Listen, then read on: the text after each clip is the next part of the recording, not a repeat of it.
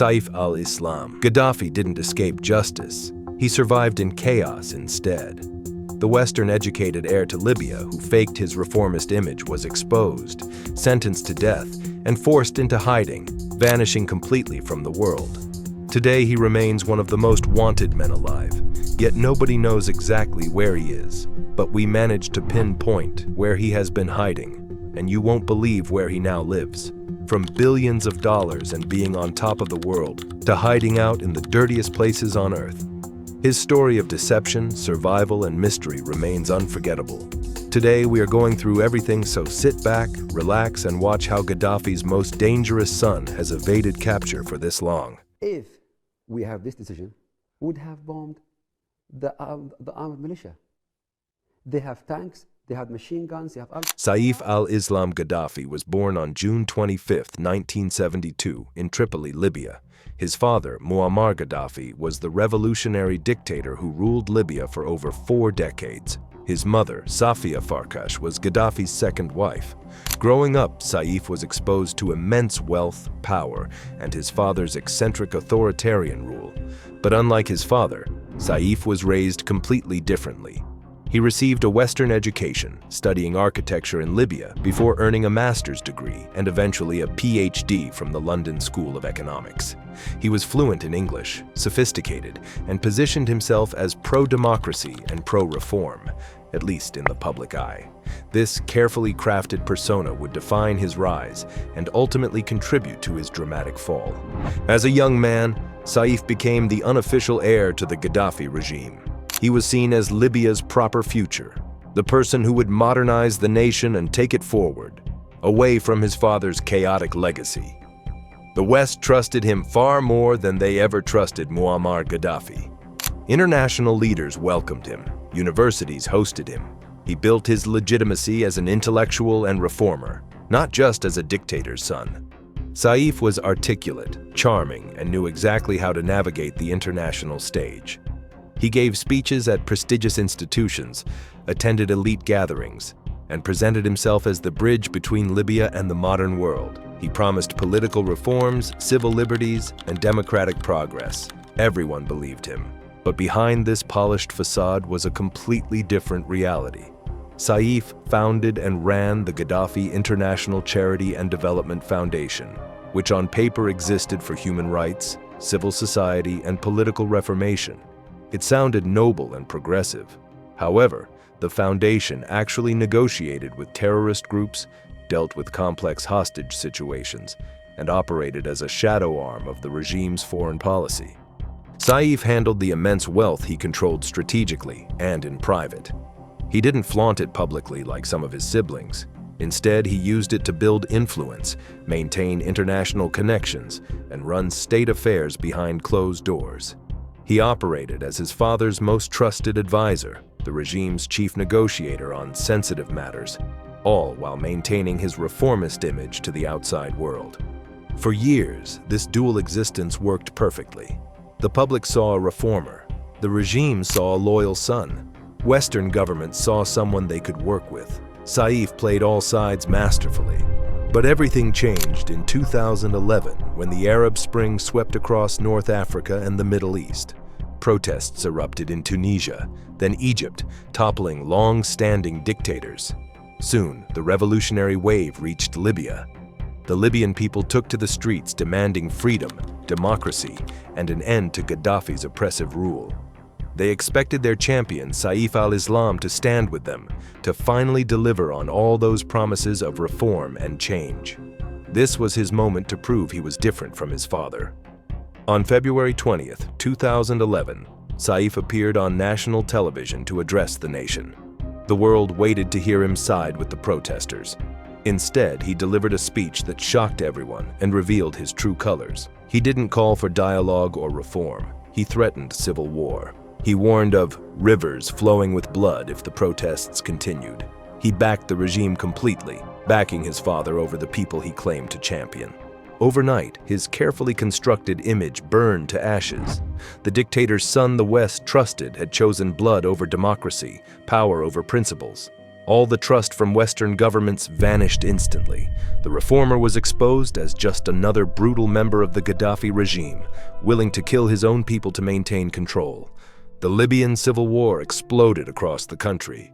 NATO intervened with airstrikes supporting the rebels. The Gaddafi regime began to crumble city by city. In June 2011, the International Criminal Court issued an arrest warrant for Saif al-Islam Gaddafi for crimes against humanity, specifically for his role in the murder and persecution of protesters during the uprising. Overnight, he became one of the most wanted men in the world. The man who had once been welcomed in Western capitals was now an international fugitive facing trial for some of the gravest charges in international law. His father's regime was collapsing, but Saif didn't flee immediately. Even as Libya descended into chaos, even as rebel forces advanced across the country, he stayed. He remained in Libya, hiding as the nation collapsed around him. By late 2011, the situation had become desperate. Muammar Gaddafi was killed on October 20, 2011 in Sirte, brutally executed by rebel fighters. The regime was finished. Saif knew he was running out of time and options. As threats escalated and rebel forces actively hunted him, he attempted to flee Libya. In November 2011, Saif tried to escape to Niger, likely hoping to find refuge in a neighboring country where he might avoid extradition. But he never made it across the border. On November 19, 2011, Saif al-Islam Gaddafi was captured by a militia group from Zintan in southern Libya, near the border with Niger. When he was found, he was barely recognizable. He was unkempt, exhausted, and missing fingers on his right hand. Injuries, he claimed, came from a NATO airstrike during the Civil War. The polished diplomat the world once knew had become a fugitive desperately trying to escape justice. Saif became a high-value political prisoner, but his situation was unlike any normal capture. He was held by the Zintan militia, completely cut off from the outside world. Here's where the story becomes truly bizarre. Libya wanted him for prosecution. The International Criminal Court wanted him for trial in The Hague. But Zintan refused to hand him over to anyone. The militia group maintained complete control over their prisoner, and nobody could force them to surrender him. Libya's new transitional government had no authority over Zintan. The ICC had no ability to enforce their warrant. Saif al-Islam existed in a strange legal limbo, wanted by everyone, controlled by a local militia, visible to no one. For years, he remained hidden in Zintan custody. There were no photographs, no videos, no interviews. The world knew he was alive, but that was all. In 2015, a court in Tripoli sentenced Saif al-Islam to death by firing squad for crimes committed during the 2011 uprising. But the sentence was carried out in absentia. He wasn't even present for his own trial because Tripoli had no actual control over him. The militia force in Zintan still refused to surrender him. He was condemned to death domestically and wanted internationally as a fugitive, but he was nowhere to be seen, alive or dead. Only the militia group knew his true status and condition. For all intents and purposes, Saif al-Islam Gaddafi had vanished from the face of the earth. Then in June 2017, something completely unexpected happened. Reports emerged that Saif al-Islam had been pardoned and released as part of a general amnesty, but there was no evidence whatsoever. No pictures, no videos, no court appearances, no public statements. He was officially excused from his crimes, but nobody knew where he was, who he was with, or if he was actually free. Rumors spread like wildfire across Libya and internationally. Some claimed he was dead, killed quietly, and buried in an unmarked grave to avoid making him a martyr. Others insisted he was hiding in the Libyan desert, living as a nomad to avoid detection. Still others believed he was under tribal protection, sheltered by loyalists from his father's era who still believed in the Gaddafi legacy and saw Saif as their rightful leader. From 2017 to 2021, Saif al-Islam Gaddafi was nowhere to be seen. For 4 entire years, one of the most wanted men in modern history simply vanished. No confirmed sightings, no verified photographs, no reliable information about his whereabouts or condition. It was as if he had evaporated into thin air. But contrary to all the death rumors, Saif had not died. It was later confirmed that he stayed in Libya the entire time. surrounded and protected by networks loyal to his father's regime. It wasn't exile, it was survival.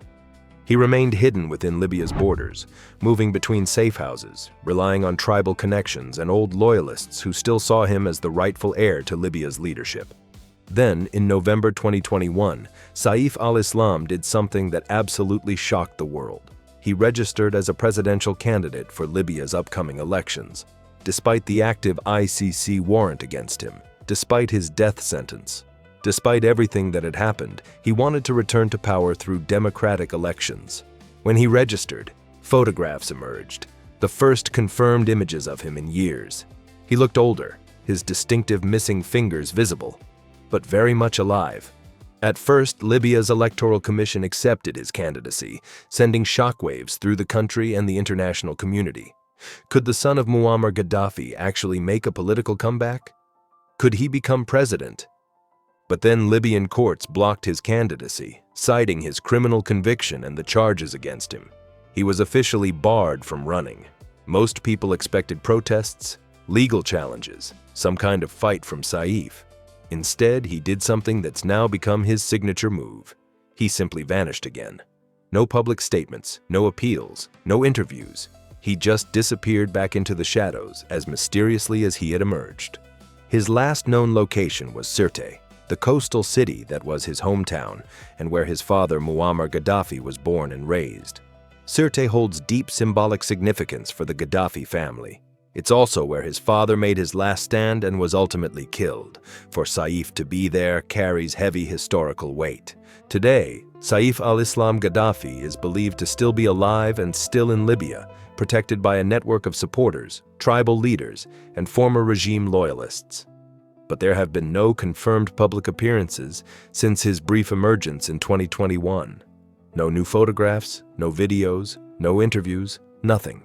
He exists in a strange twilight zone, too dangerous to appear publicly because of the ICC warrant and his many enemies in Libya's fractured political landscape, but too significant to be completely forgotten. The Gaddafi name still carries weight in certain parts of Libya, particularly in areas loyal to the old regime.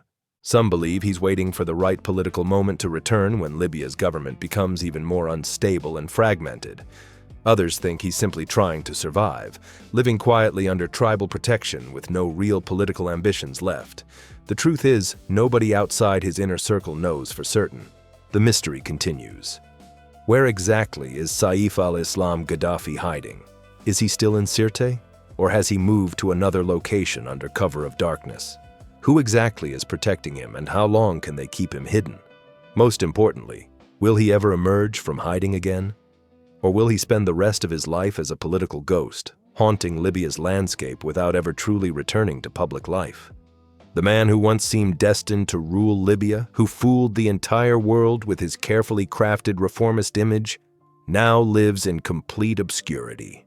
From Western-educated intellectual to international fugitive to vanished political ghost, Saif al-Islam Gaddafi's story remains one of the strangest and most unresolved mysteries in modern history. And until he resurfaces or confirmation of his fate emerges, the question remains, where is Gaddafi's son hiding?